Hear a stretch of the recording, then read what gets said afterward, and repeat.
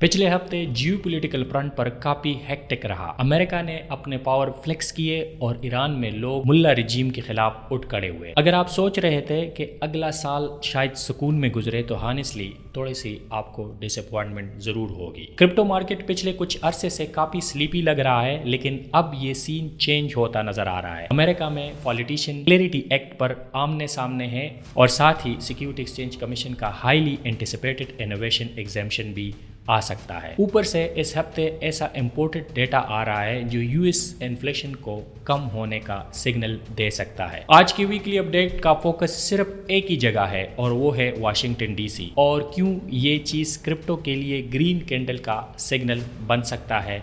आज वही हम डिटेल में डिग आउट करने जा रहे हैं। तो मैं हूं सलीम खान और आप देख रहे हैं द ब्लॉकॉनमिस्ट। और एक रिमाइंडर एज यूजुअल कि I am not a financial advisor और ये वीडियो एक एजुकेशनल कंटेंट है जो आपको क्रिप्टो न्यूज़ लेके आ रहा है ताकि आप अगले कुछ हफ्ते के लिए अपडेट हो जाए। और साथ में एक और रिमाइंडर कि अगर आप बिटकॉइन या क्रिप्टो ट्रेडिंग करते हो तो BTCC एक्सचेंज पर आपको मिलता है 10% रिबेट जब आप $200 इन्वेस्ट करते हैं, जो स्पेसिफिकली हमारे व्यूअर के लिए है।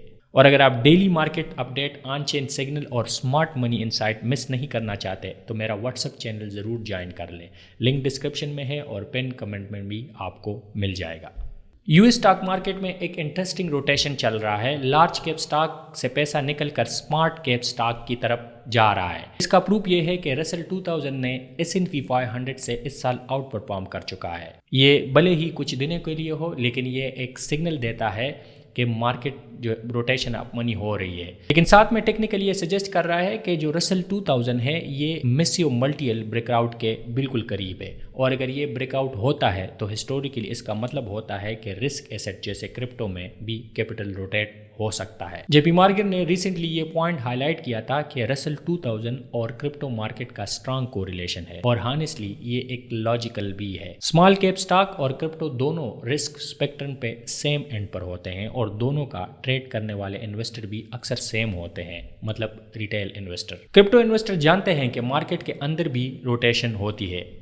पहला पैसा BTC में जाता है, फिर ईथ और उसके बाद आल्ट कॉइन में। सरफेस पे देखा जाए तो लगता है कि आल्ट सीजन का पाथ फॉलो नहीं हुआ इस दफ़ा, या फिर शायद बुल मार्केट ही इस दफ़ा ख़त्म हो गया। लेकिन अगर आप थोड़ा डिप में देखें तो पॉसिबल है कि ये रोटेशन पिछले साल समर से स्टार्ट हो चुकी हो।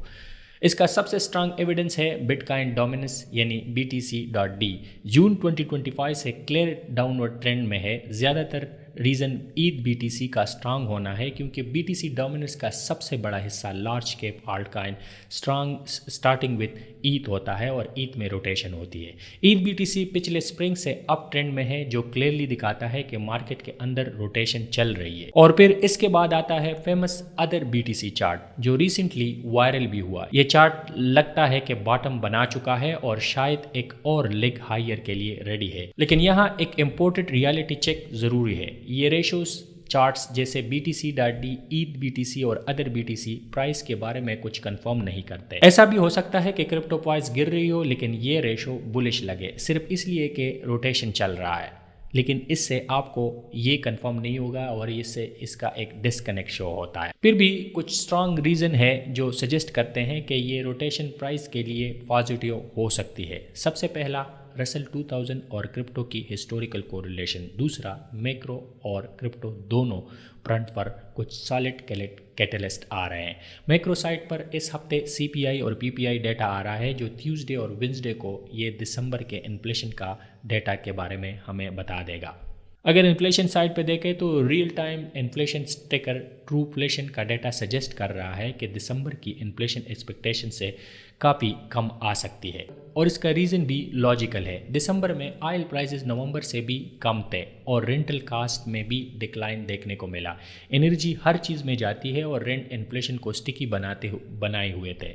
दोनों अगर नीचे आते हैं तो इन्फ्लेशन नेचुरली कूल हो सकती है और इन्फ्लेशन का डेटा लोअर देन एक्सपेक्टेड आ सकता है, जो कि काफ़ी बुलिश होगा क्रिप्टो के लिए। दूसरी साइड पे अगर देखा जाए तो क्रिप्टो फ्रंट पर सबसे बड़ा कैटलिस्ट इस वक्त क्लैरिटी एक्ट है। सेनेट में इसकी कमेटी वोट थर्सडे को शेड्यूल है। इंटरेस्टिंग बात यह है कि ये मेन स्ट्रीम मीडिया में भी रिपोर्ट चल रहे हैं कि कैपिटल हिल पर क्रिप्टो लॉबीज का प्रेशर काफ़ी स्ट्रांग है। ये सिर्फ कमेटी वोट नहीं है, अभी बहुत वोटिंग बाकी है, लेकिन सेंटिमेंट बिल होना यहाँ से स्टार्ट होता है और इससे मुझे लगता है कि सेंटिमेंट स्टार्ट हो जाएगा। एक और फैक्टर जो लोग इग्नोर कर रहे हैं वो है यूएस गवर्नमेंट शटडाउन रिस्क का।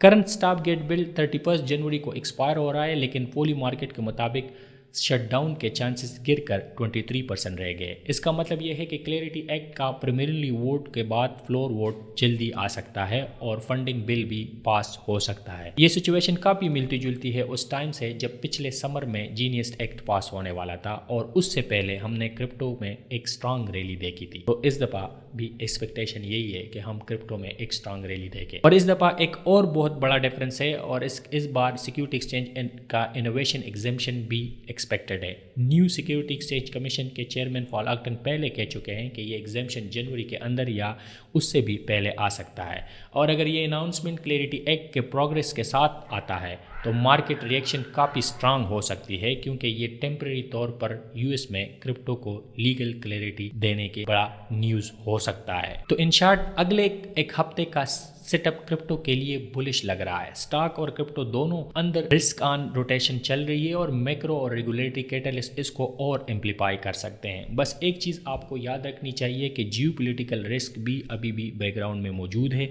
इसलिए मार्केट को ब्लाइंडली नहीं बल्कि स्मार्टली फॉलो करना चाहिए। आपके आइज़ इस वक्त वाशिंगटन पे होने चाहिए, आइज़ ऑन इन्फ्लेशन और आइज़ ऑन क्रिप्टो। ये तीनों चीज़ों हमें आगे क्लैरिटी पाथ दिखा देंगे कि कहाँ पे ये जा सकता है। मेरी अपनी पर्सनल राय ये है कि इन क्लैरिटी एक्ट के बाद जब एक क्लैरिटी आ जाएगी तो मुझे लग रहा है कि सही बुल रन जो है ना इसके बाद स्टार्ट होगा और एक प्रॉपर रैली हम देखने को मिलेंगे। लेकिन इसके लिए ज़रूरी है कि जो जियोपॉलिटिकल बैकग्राउंड है वो भी थोड़ा सा कूल डाउन हो, जो कि अभी हीटअप हो रहा है। तो लेट्स सी अपकमिंग वीक्स में क्या होने जा रहा है। हम आपके साथ हैं और हम आपके लिए इस तरह की न्यूज़ और अपडेट लेके आएंगे ताकि आप अपडेट हो और आपको हम एक टाइमली एनालिसिस दे पाए। Thank you so much for watching और मिलते हैं नेक्स्ट वीडियो में। Thank you.